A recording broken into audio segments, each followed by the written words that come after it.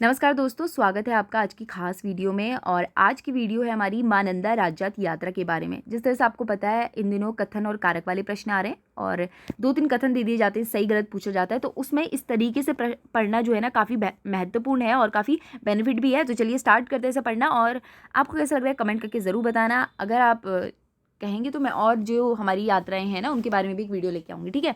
आगे तो आज स्टार्ट करते हैं एक धार्मिक यात्रा किसकी, नंदा राज्यात यात्रा की। तो यात्रा शुरुआत करने से पहले हमें पता होना चाहिए इसके बारे में थोड़ा सा इंट्रोडक्शन। तो इंट्रोडक्शन ये है कि नंदा राज्यात जो यात्रा है वो सबसे लंबी यात्रा है। तो कैसी है, सबसे लंबी यात्रा है। और इसी के साथ ही कितनी लंबाई इसकी कितनी है, कितनी दूरी है, ये 280 किलोमीटर की यात्रा है ये, ठीक है। और नंदा देवी राज्यात यात्रा जो है कासूबा गांव के राजकुंवरों द्वारा जो है आयोजित की जाती है। प्रश्न आएगा किसके द्वारा आयोजित की जाती है, तो राजकुंवरों द्वारा, कासूबा गांव के राजकुंवरों द्वारा। और नंदा देवी राज्यात यात्रा प्रत्येक 12 वर्षों के बाद आयोजन होता है इसका। और अंतिम बार कब हुआ था, अगस्त सितंबर 2014 में। तो अंतिम बार 2014 में हुआ था और अब जो होगी कब होगी, 2026 में, ठीक है। तो 2026 में होगी। इसके अलावा नंदा राज्यात यात्रा लगभग 19 पड़ाव हैं इसमें। तो कितने हैं, लगभग 19 पड़ाव हैं। और ये यात्रा को पूरा करने में लगभग 20 दिनों का समय लगता है। और अब जो है हम इन पड़ावों के बारे में विस्तार से जानेंगे। तो इस वाले पेज में हमने क्या क्या पढ़ा एक बार फिर से देखते हैं। सबसे पहले हमने देखा ये सबसे लंबी यात्रा है। फिर हमने देखा 280 किलोमीटर लंबी ये यात्रा है। उसके बाद हमने देखा कि कासूबा गांव के राजकुंवरों द्वारा जो है इसका आयोजन किया जाता है, 12 वर्षों में होता है। लास्ट टाइम 2014 में हुआ था, अब होगा 2026 में। इसी के साथ ही नंदा राज्यात यात्रा में लगभग 19 पड़ाव हैं और 20 दिनों में ये यात्रा जो है इसमें समय लगता है। तो अब देखते हैं यहाँ पे इतिहास के बारे में। अब इसके इतिहास की बात की जाए तो देखो इतिहास क्या है इसका, है ना। तो इतिहास ये है कि कहा जाता है कि इस यात्रा की शुरुआत किसने, सालीपाल ने की थी, सालीपाल ने की थी। परंतु भव्य रूप से इस यात्रा का आयोजन कराने का श्रेय कनकपाल को जाता है। और शालीपाल ने इस यात्रा का आरंभ 7वीं शताब्दी में, 6ठी और 7वीं शताब्दी में, ऐसा भी लिखा जाता है कई बार, तो 6ठी और 7वीं शताब्दी में करवाया था। इसके बाद उत्तराखंड में गोरखों का आगमन हुआ और जो है 1790 में क्या हुआ, यात्रा बंद कर दी गई।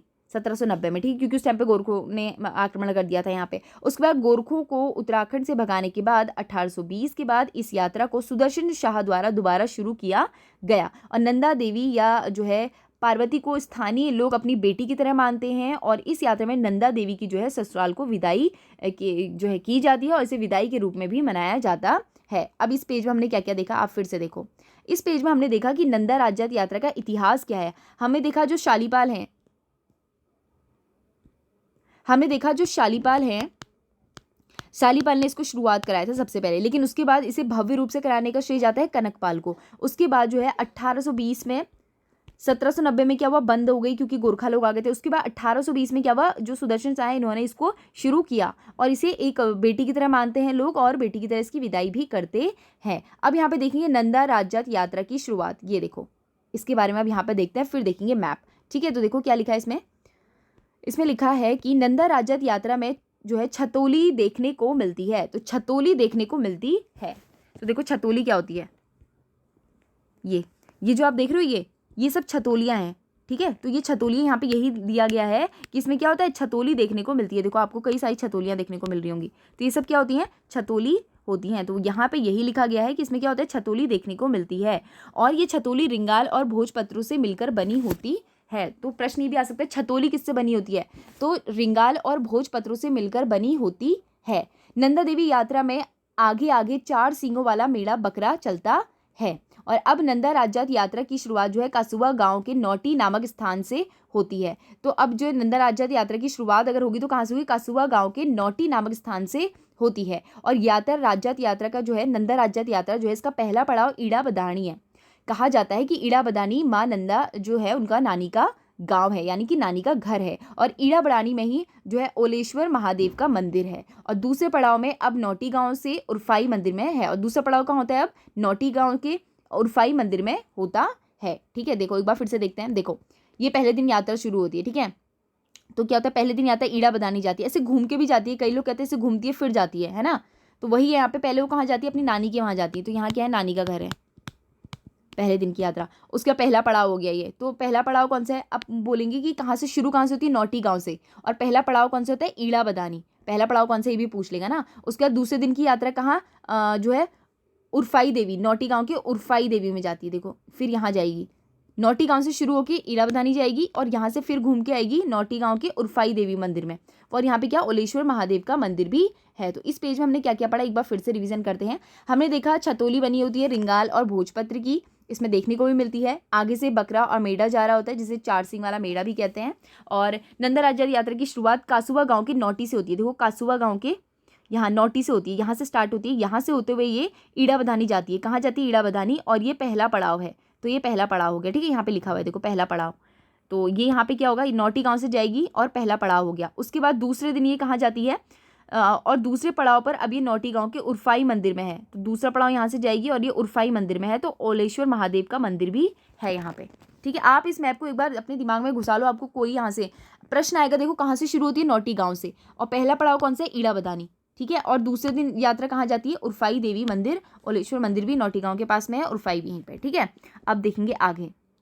अब आगे क्या है देखो, अब तीसरा पड़ाव जो है, दूसरा पड़ाव हमने देखा ना उर्फाई देवी का मंदिर, और अब तीसरा पड़ाव जो है दिखलौनी धार है। तो तीसरा पड़ाव क्या है, दिखलौनी धार है। दिखलौनी धार पड़ाव से नंदा देवी का मायका अंतिम बार दिखाई देता है। प्रश्न आएगा, नंदा देवी का जो मायका है वो अंतिम बार कहाँ से दिखाई देता है, देखना अंतिम पड़ाव कौन सा जो है उसका, यानी कि दिखाई कहाँ से देता है, तीसरे पड़ाव में दिखाई देता है अंतिम बार। कहाँ, दिखौली धार में। तो दिखौली धार, आप ऐसे भी दिखौली दिखना वाला, तो आप ऐसे भी याद कर सकते हैं।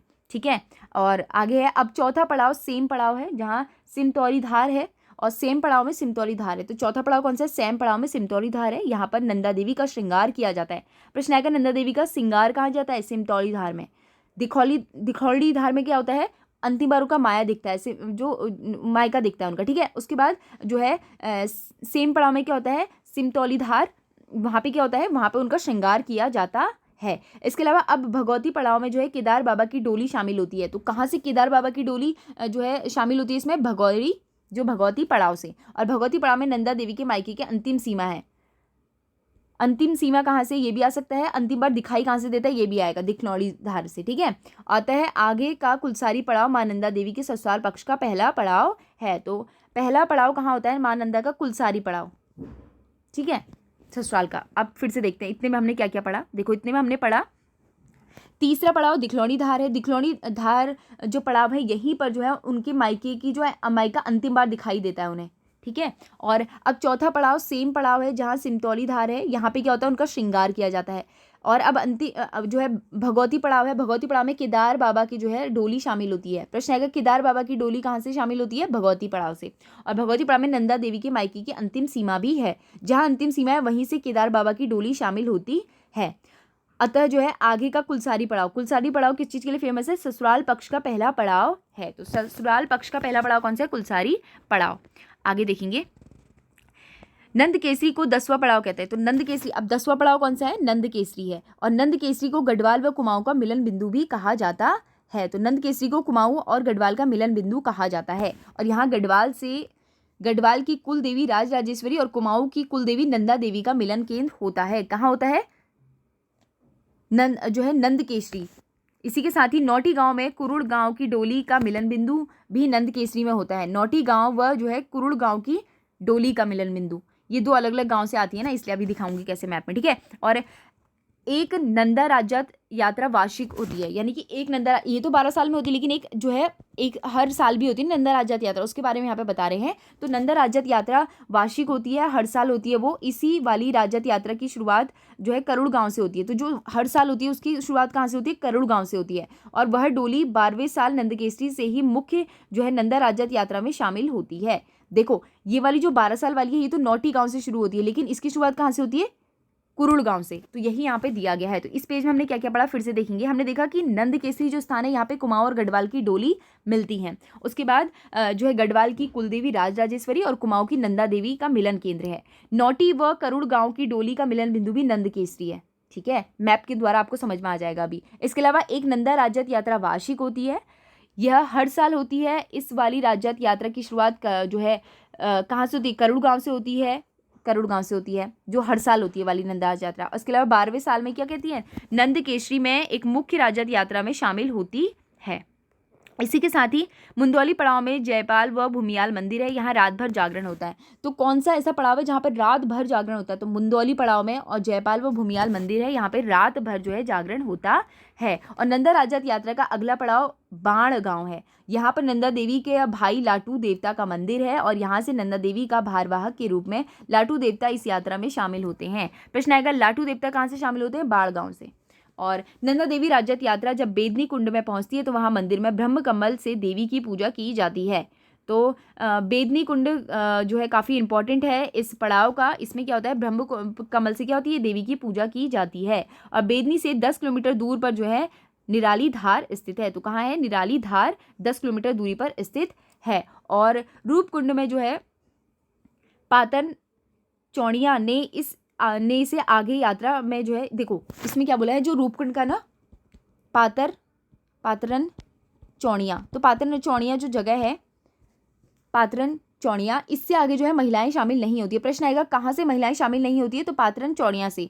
और पातरन चौड़िया को हम जो है नीलारी धार भी कहते हैं। तो निराली धार आ जाए, एक सेकेंड, देखो निराली धार आ जाए, या फिर आ जाए, क्या आ जाए, पातन चौड़िया, इन दोनों में से कोई सा भी नाम आ जाए। यहाँ से आगे महिलाएं नहीं जाती हैं, यहाँ पे दिया गया है। और लाटू देवता का मंदिर ये है। तो इस पेज में हमने क्या क्या पढ़ा? हमने देखा कि मुंदौली पड़ाव में जयपाल और भूमियाल देवी का मंदिर है, रात भर यहाँ पे जागर होती है। और नंदा राजत यात्रा का अगला पड़ाव बाण गांव होता है, यहाँ पे लाटू देवता का क्या है, मंदिर है। और नंदा देवी का भारवाहक के रूप में लाटू देवता की यात्रा में शामिल होते हैं यहाँ पे। इसके अलावा नंदा देवी राजत यात्रा बेदनी कुंड जो है पहुंचता है, और यहाँ पे ब्रह्म कमल से इनकी पूजा की जाती है। और बेदनी कुंड से 10 किलोमीटर दूरी पर क्या है, निलारी धार है। तो निलारी धार कहाँ है? बेदनी कुंड से 10 किलोमीटर दूरी पर है निलारी धार। इसे जो है पातरन चौड़िया भी कहते हैं। और निलारी धार ही वो जगह है जहाँ से महिलाएं आगे नहीं जाती हैं। ठीक है, इसी के साथ ही निलारी धार को पार करने के बाद जो है जुरागली दर्रा आता है। कौन सा? जुरागली दर्रा आता है। और ये यात्रा का अत्यंत कठिन रास्ता है। तो अत्यंत कठिन कौन सा रास्ता है? जुरागली दर्रा, और ये सबसे कठिन है। और जुराली दर्रा को मृत्यु की गली भी कहा जाता है। प्रश्न आएगा, मृत्यु की गली किसे कहा जाता है? जुरागली दर्रे को कहा जाता है। इसे जो है पार करने के बाद सीला समुद्र बुग्याल में पहुंचते हैं। इसके बाद जो है सीला समुद्र बुग्याल में पहुंचते हैं, और ये निलाईधार के बाद का अगला पड़ाव है। निलाईधार पड़ाव कौन सा? जहाँ से महिलाएं आगे नहीं जाती हैं। ठीक है, अभी हमने देखा था। इसी के साथ ही सीला समुद्र के बाद अगला पड़ाव जो है चांदनी घाट है। ये अंतिम पड़ाव है, जबकि अंतिम बिंदु, देखो अंतिम पड़ाव भी आ सकता है। अंतिम पड़ाव कौन सा है? वो है चांदनी घाट, सीला समुद्र के बाद पड़ता है। और जबकि अंतिम जो है वो बिंदु कौन सा है? होमकुंड। ठीक है, और ये देखो 4 सिंह वाला खाड़ू जिसे कहते हैं, 1 2 3 4, देखो ये है इस तरीके से उसको किया जाता है। ठीक है, आगे देखेंगे। होमकुंड में खाड़ू मेड़ा को जो है छोड़कर यात्रा वापस आ जाती है। ठीक है, और अंतिम पड़ाव कौन सा, ये भी ध्यान में रखना, अंतिम पड़ाव है चांदनी घाट। और होमकुंड त्रिशूल पर्वत की तलहटी पर बसा हुआ है। और होमकुंड में चौसिंग्या खाड़ू की पूजा करके उसके पीठ पर रखे जो है खैरुआ फाचर पर लोगों द्वारा भेंट रखी जाती है, और खाड़ू यहाँ से आगे की ओर चले जाता है। इसमें क्या होती है, भेंट वगैरह रखी जाती है। खाड़ू यहाँ से फिर वापस कहाँ चले जाता है? वापस बोल रही हूँ, खाड़ू यहाँ से जो है आगे को चले जाता है हेमकुंड जो है होमकुंड से, और जो है लोग जो है वापस आ जाते हैं। इसी के साथ ही अब यात्री उसी रास्ते से वापस न आकर दूसरे रास्ते से वापस आते हैं। और ये यात्रा का जो है, और अब यात्रा का वापसी पड़ाव जो होता है, वापसी पड़ाव का पहला पड़ाव कौन सा है? सुतोल गांव। ठीक है, और इसके बाद अगला पड़ाव जो है नंदघाट है। अगला पड़ाव कौन सा? नंदघाट है। और नंदघाट जो है पूरी यात्रा का अंतिम पड़ाव है। तो नंदघाट क्या होता है? पूरी यात्रा का अंतिम पड़ाव होता है। देखो यहाँ पे से देखते हैं, मैं आपको बताया था ना किस तरह से स्टार्ट होती है। देखो ये देखो करोड़ गांव से जो स्टार्ट होती है, यहाँ से जाएगी ऐसे ऐसे, फिर यहाँ से देवल यहाँ जाएगी। इसके अलावा एक जाएगी यहाँ से ऐसे, लाता का भराड़ी सेतल कुंटल यहाँ से जाएगी। ये कुमाऊं से राजजात यात्रा नंद केसरी में मिल जाएगी, है ना। उसके बाद फिर हम बैदनी कुंड पहुँचेंगे, फिर रूपकुंड पहुँचेंगे। उसके बाद कहाँ?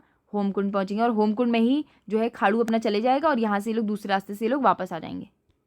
ठीक है, ये बाण गांव है, यहाँ से उनके भाई शामिल होते हैं इसमें। नंद केसरी में दोनों कुमाऊं और गढ़वाल की वो स्टार्ट होती है ना, कासूबा की भी छतोली यहाँ पे मिलती है। तो अब यहाँ पे आप इसको एक बार फिर से देख लें, आप लोगों को समझ में आ जाएगा, ठीक है।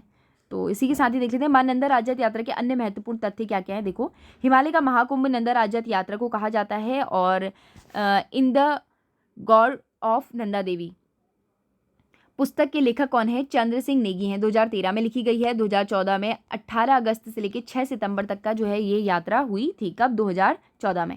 Thank you and thank you so much. इसके अलावा अगर आपकी कोई राय है कमेंट बॉक्स में ज़रूर बताइएगा, और ये मैप आप एक बार स्क्रीनशॉट ले लें, यहाँ से आपको समझ में आ जाएगा, ठीक है। आप अपने इसमें बना भी सकते हैं, ये काफ़ी महत्वपूर्ण जगह है इसकी। Thank you and thank you so much.